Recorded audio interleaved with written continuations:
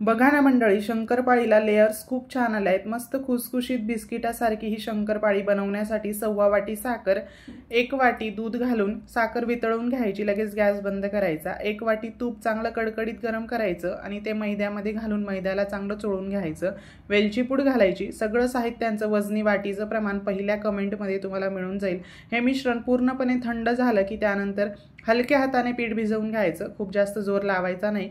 मोठ्या आकाराचा एक गोळा घ्यायचा आणि अशा प्रकारे तो लाटून घ्यायचा। थोडा पातळसर लाटायचा सुरुवातीला, त्यानंतर व्हिडिओमध्ये दाखवते या पद्धतीने घडी घालायची आणि पुन्हा आता जाडसर आपल्याला ही लाटून घ्यायचंय आणि त्याच्या कडा चाकूने कट करायच्या आणि त्यानंतर अशा पद्धतीचा हा चौकोनी शेप तयार झाला की छोट्या आकारामध्ये शंकरपाळी कट करून घ्यायची। आता शंकरपाळी तळताना तेल चांगलं कडकडीत गरम करायचं, त्यानंतर गॅस अगदी कमी करायचा आणि कमी आचेवर शंकरपाळी तळून घेतली। व्हिडिओ आवडल्यास एक लाईक आणि जास्तीत जास्त शेअर करा। धन्यवाद।